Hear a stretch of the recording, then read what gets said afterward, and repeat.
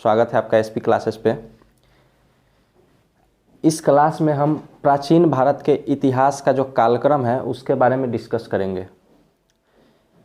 किसी भी आप कॉम्पिटिटिव एग्ज़ाम का तैयारी करते हैं या कहीं भी किसी भी एग्ज़ाम के सिलेबस में आपका इतिहास है और इतिहास को पढ़ने के क्रम में आप होता क्या है, कहीं कहीं से इतिहास को पढ़ने चालू कर देते हैं और उसका जो स्ट्रक्चर है आपके माइंड में नहीं होने के वजह से आपको समझने में बहुत सारी परेशानियां सामने खड़ी हो जाती है। कालक्रम का सीरीज लाए हैं जिसमें आपको मोटा मोटी एक स्ट्रक्चर आपके माइंड में हम डेवलप कर सके। इसके बाद के जो वीडियो लाएंगे वो पर्टिकुलर टॉपिक पे, इसे ऐसा कह सकते हैं कि ये एक सिलेबस है जो प्राचीन भारत के इतिहास के थ्रू जो चीज़ में हमें पढ़ना है, ये उसका सिलेबस है। तो डिस्कस करते हैं इसके बारे में। तो जब से हम इतिहास पढ़ना चालू करते हैं, सबसे पहले क्या पढ़ना है हमें, कब से किस काल से इतिहास को पढ़ना चालू करना है, किस डेट से पढ़ना है और आज तक के इतिहास को कैसे कैसे बांटा गया है, इतिहासकारों ने कैसे कैसे बांट रखा है इसको, इसके बारे में हम देखते हैं। इतिहास सबसे पहले जीवन की उत्पत्ति होती है, पृथ्वी की उत्पत्ति उससे भी पहले होती है, वो सब खैर जियोग्राफी का टॉपिक है। उसके बाद जीवन की उत्पत्ति होती है, फिर मानव की उत्पत्ति होती है। तो फिर हम वहाँ से चालू करते हैं इतिहास को पढ़ना। हम पढ़ते हैं लगभग 20 लाख या कहीं कहीं भी 25 लाख भी लिखा जाता है, 20 लाख बीसी या 25 लाख बीसी से हम इतिहास को पढ़ना चालू करते हैं। वहाँ से प्राचीन भारत में 600 लगभग 650 एडी तक यानी 650 ईस्वी तक हम जो इतिहास को पढ़ते हैं वो प्राचीन भारत के अंतर्गत आता है। उसके बाद 650 से फिर आगे का इतिहास पूर्व मध्यकाल और ऐसे फिर आगे जाके मध्यकाल और फिर आधुनिक काल में ऐसे ऐसे करके इतिहास को बांटा गया है। तो सबसे पहला जो काल हमें पढ़ना है वो पढ़ना है पाषाण काल। पाषाण काल को रखा गया है प्रागैतिहासिक काल के में। अब आपको बताते हैं ये है पूरा पाषाण काल। इसका टाइम पीरियड है 25 लाख बीसी से 8000 बीसी। बीसी का मतलब होता है बिफोर क्राइस्ट। बिफोर क्राइस्ट यानी कि ईसा पूर्व। आज जो हम 2021 में या 2022 में आने वाले हैं, तो ये साल हम कब से काउंटिंग करना चालू किए हैं, तो जब ईसा मसीह का जन्म हुआ था वहाँ से हम 0 मानते हैं और उसके पहले के काल को हम ईसा पूर्व का नाम दे दिए हैं और उसके बाद के काल को ईसवी सन जो हम बोलते हैं। तो बिफोर क्राइस्ट यानी कि ईसा मसीह के जन्म से पहले, ये बीसी जो टर्मिनोलॉजी है इसको याद रखना है, बीसी को। तो बीसी और ये यहाँ पे आया है बीसी, ये एडी हुआ है यहाँ पे 50 एडी में। तो यहाँ तक के इस इतिहास को, जो कुषाण वंश तक के इतिहास है, उसे हम बीसी में ही लगभग कवर करेंगे। उसके बाद फिर एडी में आ जाते हैं। तो ये तो हो गया ईसा पूर्व के पहले का, ईसा पूर्व का स्ट्रक्चर जो भी है। तो ये पूरा पाषाण काल, मध्य पाषाण काल और नव पाषाण काल। पूरा पाषाण काल में 25 लाख बीसी से 8000 बीसी तक का अध्ययन करते हैं। उसके बाद फिर हम उसके बाद के इतिहास को मध्य पाषाण काल में और उसके बाद के इतिहास काल को नव पाषाण काल में। और इसको, ये वाला जो पाषाण काल है, इसको हम प्रागैतिहासिक काल का नाम देते हैं। प्रागैतिहासिक काल या पाषाण काल जो भी है। अब ये इतना लंबा टाइम पीरियड है, जैसे 25 लाख बीसी से यह हो जा रहा है 2500 बीसी। तो हम इतना लंबा समय होने के बाद इसको भी 3 पार्ट में बांट दिए हैं। है ही पाषाण काल ही है, पूरा पाषाण, मध्य पाषाण और नव पाषाण। लेकिन तो इस टाइम के जो मानव होते थे वो पाषाण का अर्थ होता है पत्थर। वो पत्थर पे आधारित जीवन जीते थे। पत्थर से ही वो अपने औजार बनाते थे, पत्थर से ही शिकार करते थे, पत्थर को टकरा करके आग उत्पन्न करते थे। ऐसे ऐसे पत्थर पे ही मानव जीवन आधारित था, ऐसा बोल सकते हैं। तो इस वाले पीरियड को हम पाषाण काल का नाम दे दिए।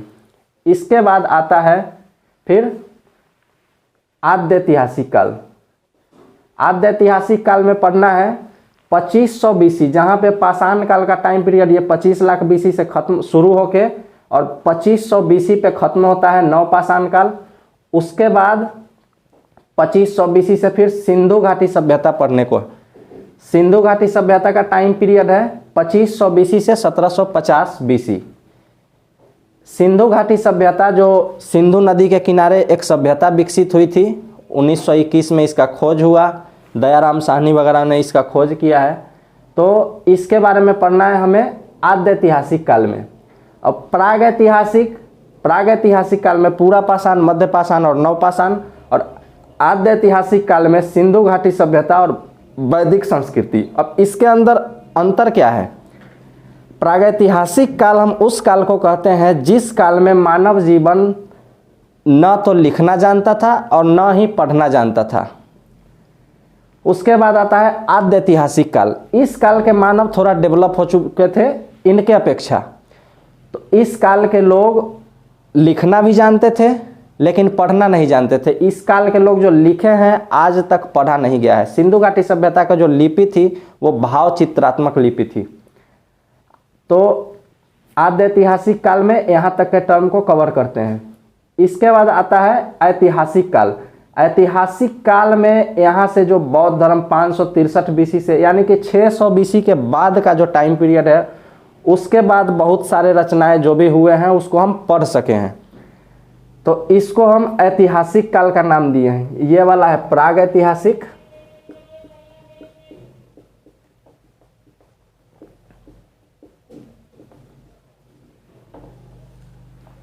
ये है सिंधु घाटी सभ्यता और वैदिक संस्कृति, ये है आद्य ऐतिहासिक।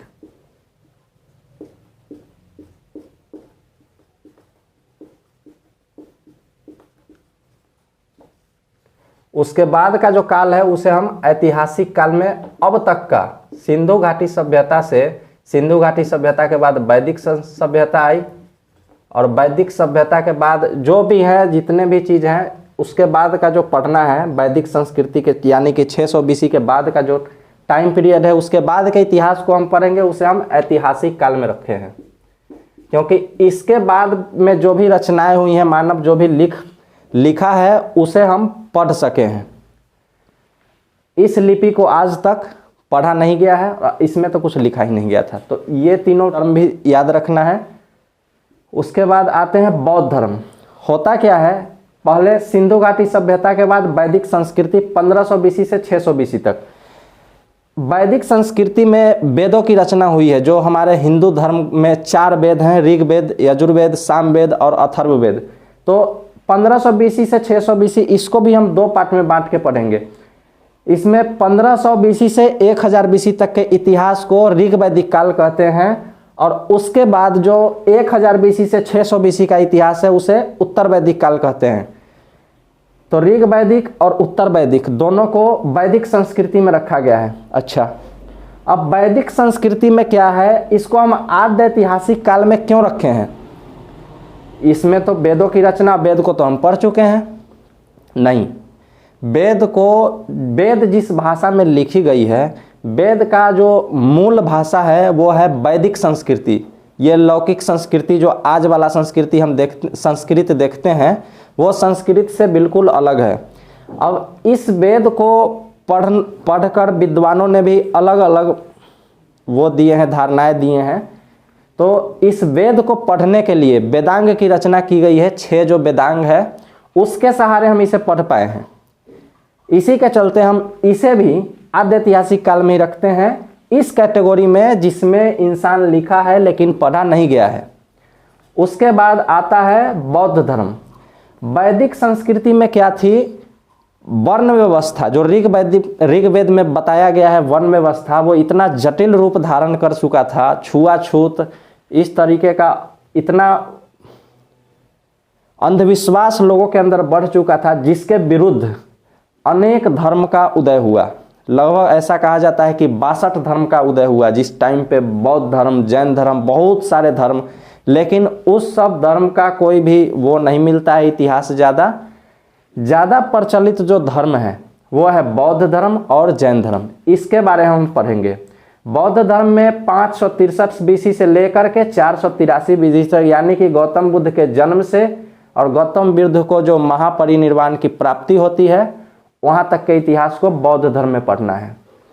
उसके बाद इसी के समकालीन है जैन धर्म, थोड़ा सा आगे पीछे है टाइम पीरियड। बौद्ध धर्म में महावीर स्वामी के बारे में, उसके टोटल जो 24 तीर्थंकर हुए हैं उनके बारे में पढ़ना है, उनके ग्रंथ है, ये सब के बारे में। अब इसमें क्या है, थोड़ा सा हम बौद्ध धर्म है तो गौतम बुद्ध के जो पर्सनल इन्फॉर्मेशन है उनके बारे में पढ़ेंगे, जैसे उनके माता का नाम क्या था, पिता का नाम क्या था, जन्म कहाँ हुआ, ये सब चीज़ पढ़ेंगे, ज्ञान प्राप्ति वगैरह।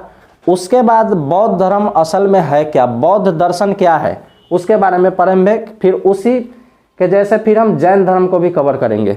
जैन धर्म कंप्लीट होने के बाद फिर उसी टाइम पीरियड पे, ये सब जो है एक दूसरे के समकालीन ही हैं। बौद्ध धर्म, जैन धर्म, हर्यक वंश, ये सब लगभग बराबर एक ही काल के इतिहास है। उसके बाद हर्यक वंश, हर्यक वंश इतिहास हम पढ़ेंगे।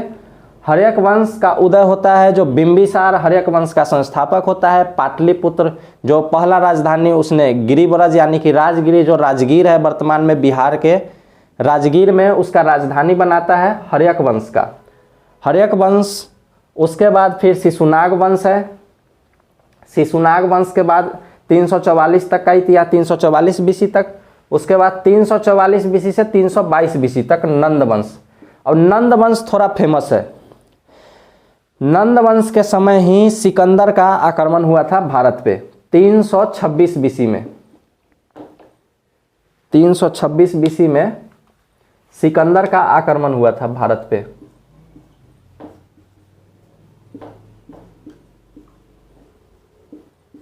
और उस टाइम पे राजा था यहाँ का घनानंद, मगध का जो राजा था घनानंद था। इन सब की राजधानी जो पाटलिपुत्र है वर्तमान में पटना, बिहार की पटना है, वहाँ पे हुआ करती थी। उसके बाद नंद वंश के बाद फिर उसके बाद पढ़ना है मौर्य वंश। कैसे 300 मौर्य वंश में दो लोगों को, जैसे मौर्य वंश में ऐसे राजा हुए हैं चंद्रगुप्त मौर्य जो मौर्य वंश के संस्थापक हैं। उसके बाद फिर उनके जो गुरु हैं चाणक्य, उनके सहारे उन्होंने मौर्य वंश की स्थापना की, चंद्रगुप्त मौर्य राजा बनते हैं। फिर उसके बेटा बिंबिसार, और इसी वंश में अशोक जैसे महान राजा हुए हैं, जो चंद्रगुप्त मौर्य, बिंबिसार, अशोक, इन सबको पढ़ना है। उसके बाद फिर पढ़ना है 184 बीसी से 73 बीसी तक शुंग वंश। शुंग वंश मौर्य वंश का अंतिम शासक था बृहद्रथ। बृहद्रथ का सेनापति था पुष्यमित्र शुंग। मौर्य वंश तक आते आते अशोक ने भी, आपने देखा कि अशोक शस्त्र त्याग करके और राज्य को बिल्कुल अहिंसा के मार्ग पर ले जाके और अपने राज्य की स्थापना किया था। तो मौर्य वंश तक आते आते बौद्ध धर्म और जैन धर्म इतना हावी होने लग गया था कि ऐसा लग रहा था कि ब्राह्मण धर्म या इसके विरोधी जो धर्म है, इसके समकालीन अन्य धर्म है, उसका महत्व कम होते जा रहा है। पुष्यमित्र शुंग एक ब्राह्मण परिवार से था जो बृहद्रथ का सेनापति था, और विदेशी आक्रमण से उसे डर था क्योंकि मौर्य वंश के जो राजा थे उन्होंने हथियार त्याग दिए थे, युद्ध की नीति को त्याग दिए थे। तो शुंग वंश का जो संस्थापक पुष्यमित्र शुंग ने अपने जो राजा था बृहद्रथ, उसका हत्या करके और शुंग वंश का स्थापना करता है। उसके बाद फिर शुंग वंश में पुष्यमित्र शुंग के बाद ऐसे राजा, फिर 73 बीसी में शुंग वंश का अंत हो जाता है। उसके बाद फिर कण्व वंश की शुरुआत होती है 73 बीसी से 27 बीसी तक, 73 से 27। उसके बाद फिर 27 बीसी से दो वंश पढ़ना है, कुषाण वंश और सातवाहन वंश। ये भी आपको दिख रहा होगा, ये समकालीन है एक दूसरे के। उत्तर भारत में कुषाण है और दक्षिण भारत में सातवाहन वंश है। कुषाण में भी ऐसे राजा हुए हैं जो कनिष्क जैसे राजा कुषाण काल में, उनको पढ़ना है। देखेंगे, डिटेल में देखेंगे, एक एक वंश को पकड़ के एक एक वीडियो, और उस टाइम के सामाजिक धार्मिक जो रीति रिवाज थी, शासन व्यवस्था था, उस सब के बारे में पढ़ेंगे एक एक करके। अभी मोटा मोटी सिलेबस देख रहे हैं तो ज़्यादा डिटेल में हम नहीं जा रहे हैं। उसके बाद फिर दक्षिण भारत में सेम टाइम पे उत्तर भारत में कुषाण वंश और दक्षिण भारत में सातवाहन वंश। फिर आ जाते हैं 275 एडी में एडी। अब एडी देखिए यहाँ पे 250 एडी फर्स्ट टाइम यूज किया गया है। 50 एडी, सॉरी 250 नहीं, 50 एडी। एडी का अर्थ होता है एनो डोमिनी।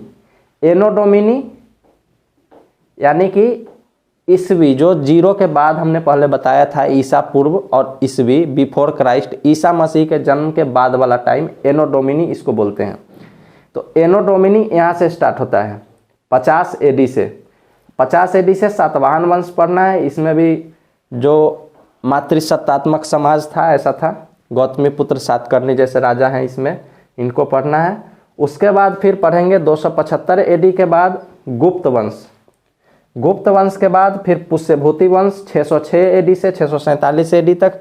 इनमें जो महान राजा हुए हैं, इनकी ये बड़े बड़े उपाधि धारण किए हैं, इनको पढ़ना है। इसी पुष्यभूति वंश में हर्षवर्धन जैसे राजा हुए हैं, उनको पढ़ना है। तो ये है टोटली सिलेबस जो प्राचीन भारत के अंतर्गत हमें कवर करना है। अगर यहाँ से शुरुआत करके पूरा पाषाण काल, मध्य पाषाण काल, नवपाषाण काल, ऐसे करके सिंधु घाटी सभ्यता, हम ऐसे करके सीक्वेंस में, एक सीक्वेंस में अगर यहाँ से यहाँ तक के इतिहास को कवर करते हैं तो देख सकते हैं आप कितने वर्षों का इतिहास हम एक बार में कवर कर सकते हैं। और बिल्कुल सीक्वेंस में पढ़ेंगे तो हमें समझने में कोई भी परेशानी नहीं आएगी। तो नेक्स्ट जो वीडियो आएगा, इसके बाद का वीडियो, वो हम एक एक करके, जैसे प्रागैतिहासिक काल को फिर हम 3 खंड में बांट के प्रागैतिहासिक काल में क्या है कैसे, उसके बाद फिर सिंधु घाटी सभ्यता, वैदिक संस्कृति, एक एक करके पढ़ेंगे। हर चीज़ एक दूसरे से लिंक है पीछे वाले से, और ऐसे करके पढ़ेंगे मैप के साथ, बिल्कुल एक एक टॉपिक को कवर करेंगे। तो यहाँ तक के लगभग 650 ईस्वी तक के इतिहास को हम कवर कर जाएंगे। उसके बाद हमारे पास मात्र 1500 वर्ष का इतिहास पढ़ने के लिए बच जाएगा। तो प्राचीन भारत का इतिहास हम इसी सीक्वेंस में पढ़ेंगे। आने वाले वीडियो में एक एक टॉपिक को कवर किया जाएगा। तो चलिए, आई होप कि आपको समझ में आया होगा ये सब चीज़। अगर कोई दिक्कत हो तो फिर नेक्स्ट वीडियो में, इसमें तो ऐसा कुछ है नहीं, ये तो मोटा मोटी हम सिलेबस का बात किए हैं। तो नेक्स्ट वीडियो में एक एक टॉपिक को हम कवर करेंगे, और वहाँ पे अगर कोई दिक्कत हो, समझने में परेशानी हो, तो कमेंट बॉक्स में कमेंट करके आप पूछ सकते हैं। Thank you.